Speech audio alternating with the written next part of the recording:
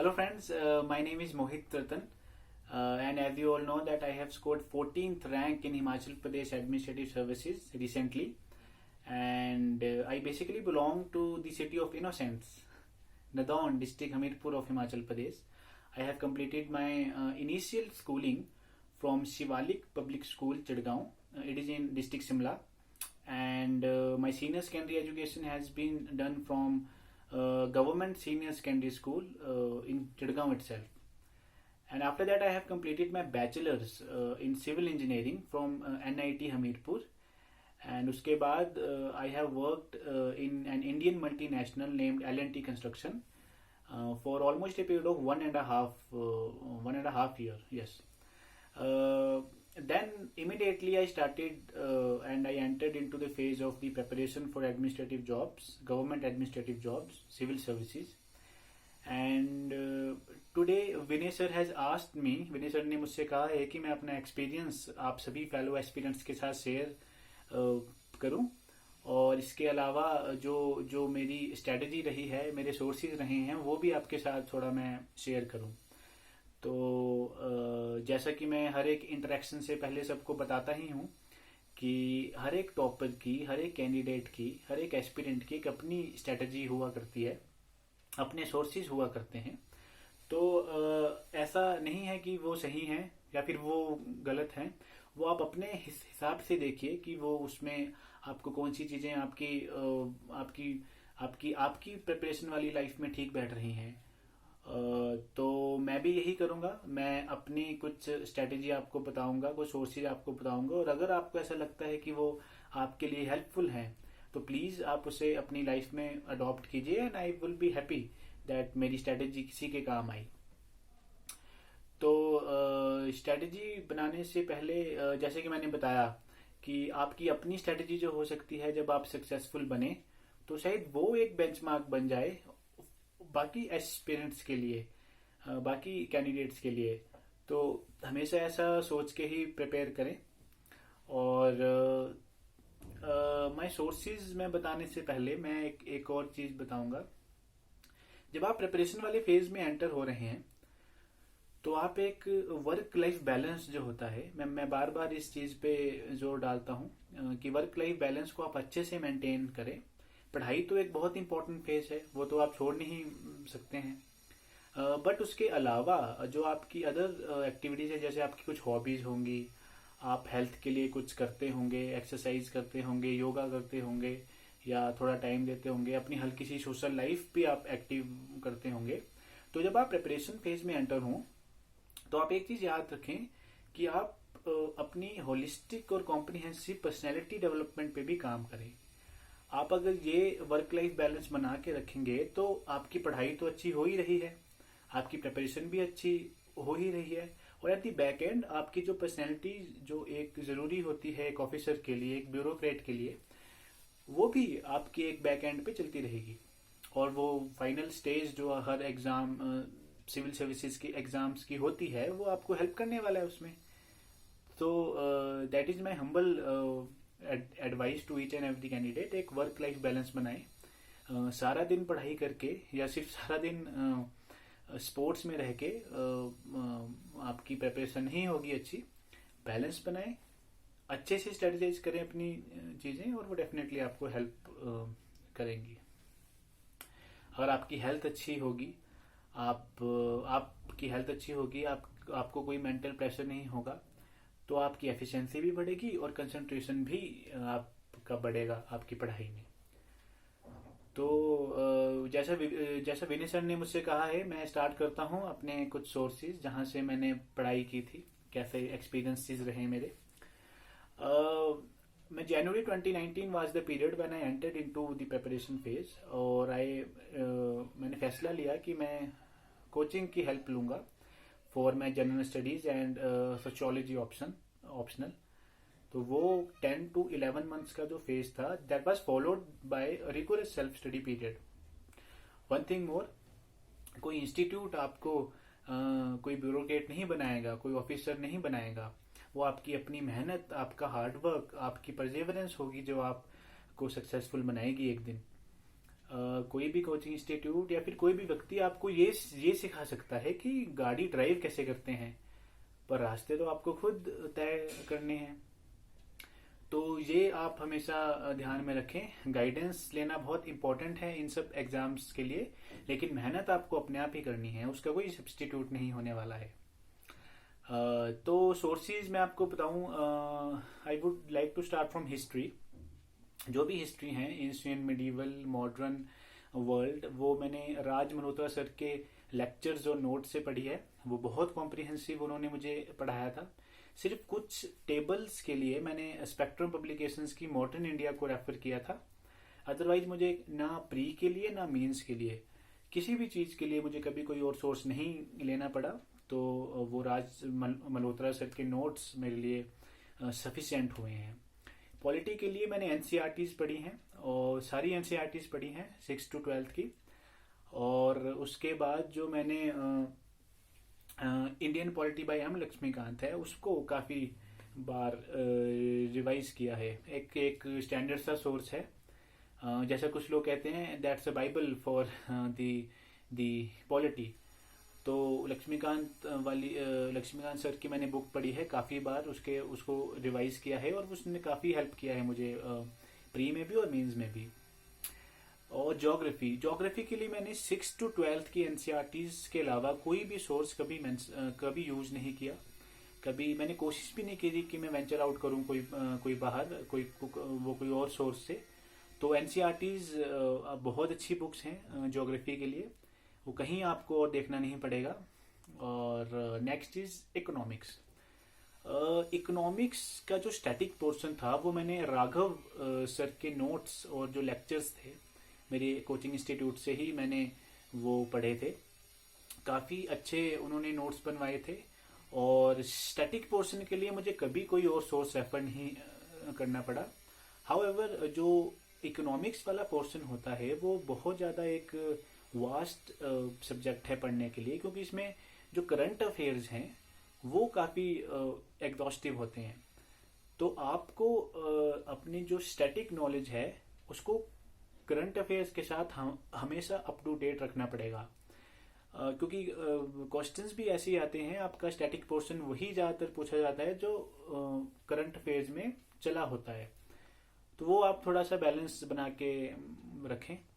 इसके अलावा जो और टॉपिक्स हैं जैसे एनवायरनमेंट हो गया, साइंस एंड टेक्नोलॉजी हो गया, political issues, social issues, ethics, integrity and aptitude, ये सब मैंने आकाश सर के लेक्चर से पढ़ा है। और बहुत ज़्यादा इसमें तो करंट अफेयर से ही रिलेटेड होता है। साइंस एंड टेक्नोलॉजी और एनवायरनमेंट का, क्योंकि मैं एक सिविल इंजीनियर हूँ, तो ऐसा मुझे कभी कभी प्रॉब्लम आई नहीं ज़्यादा इसमें। तो लेकिन जो लोग नहीं उसमें जो उसको थोड़ा मुश्किल मानते हैं, उनके लिए और भी ऑप्शंस हैं। वो शंकर आईएएस की बुक पढ़ सकते हैं। साइंस के लिए जो स्टैटिक पोर्शन है, बायोलॉजीज की बुक पढ़ सकते हैं आप 12th की, 11th की। और फिजिक्स के कुछ चैप्टर्स हैं वो पढ़ सकते हैं। और ये काफ़ी रहता है मेरे ख्याल से। और टेक्नोलॉजी वाला पार्ट तो किसी भी करंट अफेयर की मैगजीन से ऑलमोस्ट हो ही जाया करता है। तो ये जो स्टैटिक पोर्शन वाला मैंने आपको बताया। करंट अफेयर्स का मेरे सिर्फ 2 ही सोर्सेज रहे हमेशा करंट अफेयर्स के। वो एक तो जो नेशनल डेली में पढ़ता हूँ, द हिंदू, वो मीन्स के लिए बहुत अच्छा सोर्स है। काफ़ी आपको एक पॉइंट ऑफ व्यूज पता लगते हैं। जो उसके राइटर्स होते हैं वो काफ़ी अच्छे व्यक्ति हैं, इंटेलेक्चुअल्स हैं, तो काफ़ी पॉइंट ऑफ व्यू आपको पता चल जाता है जो वेरियस इश्यूज कंट्री में चले हैं, ओवर द वर्ल्ड चले हैं। ऐसे सब आप उसको वो सही एक न्यूज़पेपर है। इसके अलावा मैं विजन आईएएस की करंट अफेयर की मैगजीन जो मंथली आती है वो मैं 2 से 3 बार एक मंथ में रिवाइज कर लिया करता था। और इसके अलावा मैंने कभी कोई सोर्स नहीं लिया करंट अफेयर्स के लिए, लेकिन जो यही सोर्स थे मैं इन्हें बार बार काफ़ी पढ़ा करता था। तो वही की भी वही रहती है, आप एक ही चीज़ को बार बार रिवाइज करें, वो अल्टीमेटली आपको हेल्प ही करेगी। इसके अलावा क्योंकि मैं यूपीएससी की प्रिपरेशन कर रहा था, तो जो हिमाचल जीके वाला पोर्शन था वो मैंने सेल्फ स्टडी से ही कवर किया है।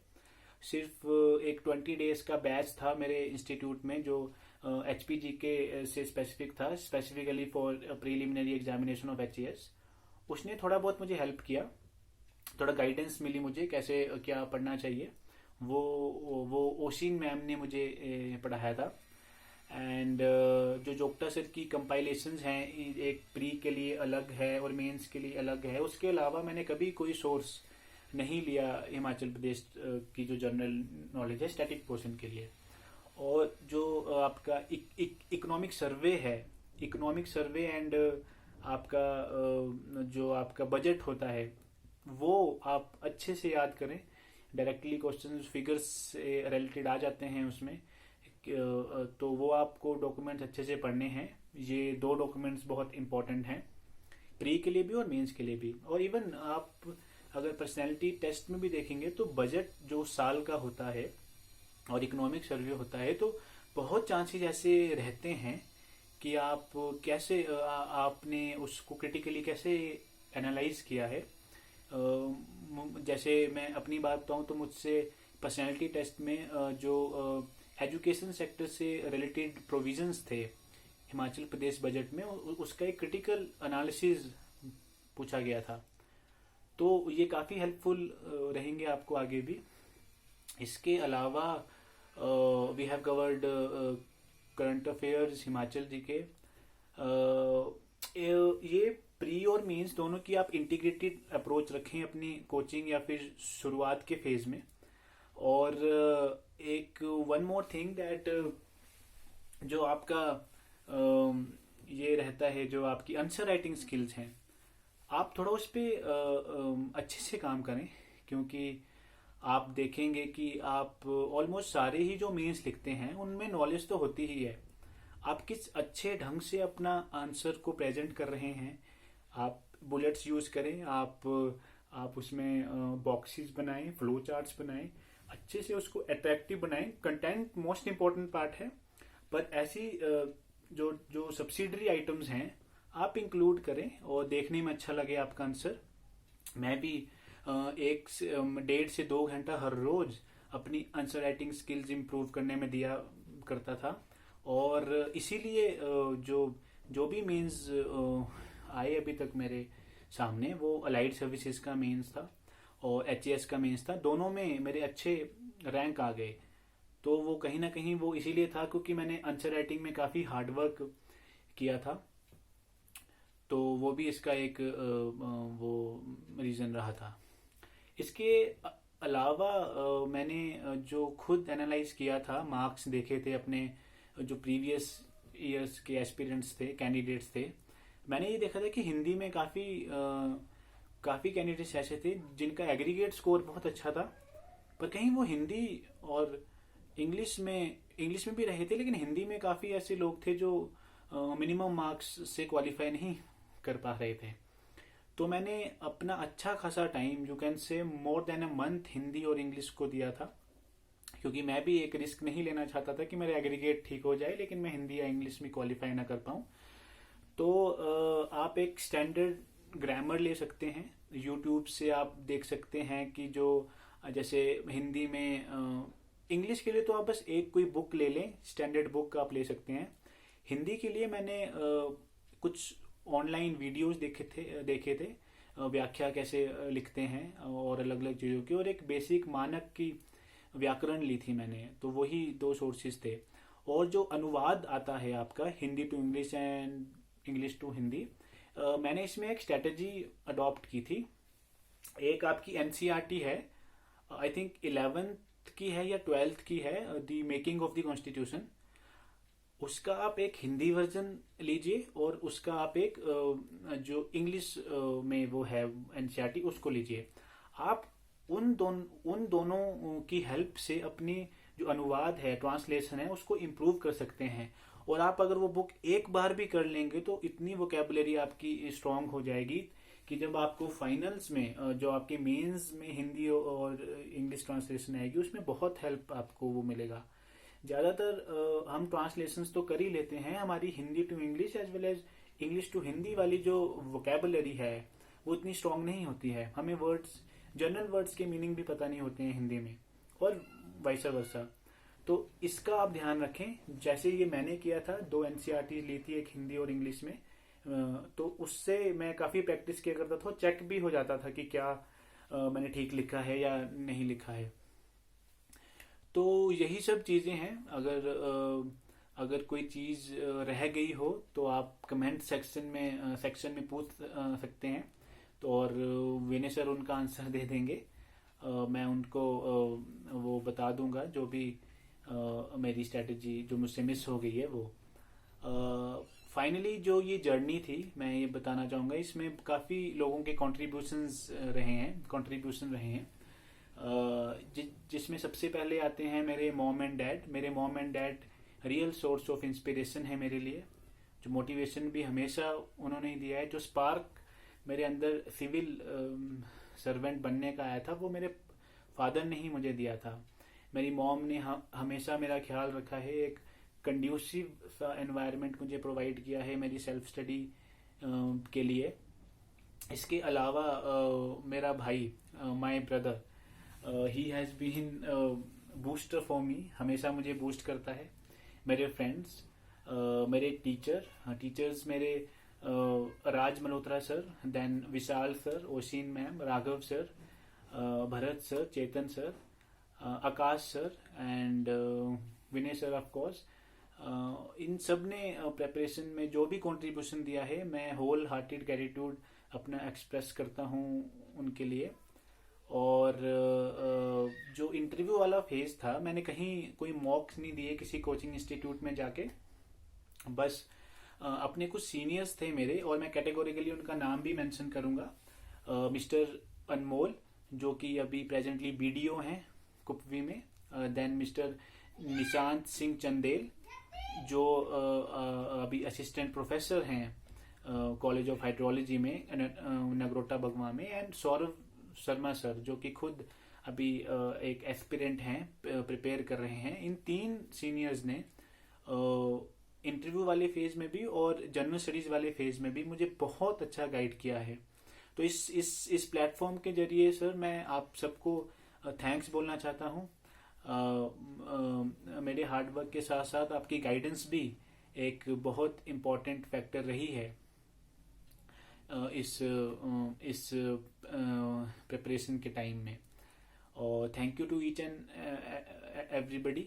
आप अच्छे से प्रिपेयर करें, आप अपनी पर्सनैलिटी डेवलपमेंट में भी थोड़ा ध्यान दें, और एंजॉय कीजिए हर एक फेज को। जैसे मैंने बताया कि आप ऐसा ना हो कि आप बेहतर दिन देख रहे हैं, उसको ढूंढ रहे हैं, और जो जिंदगी के बेहतरीन दिन हैं उन्हें आप व्यर्थ गंवा दें। बैलेंस बनाएं अपनी प्रिपरेशन में। पढ़ाई मोस्ट इम्पोर्टेंट चीज़ है, और आई होप आप भी आपको सक्सेस मिले, आप अच्छे से प्रिपेयर करें। एंड या that's all. Thank you by my side.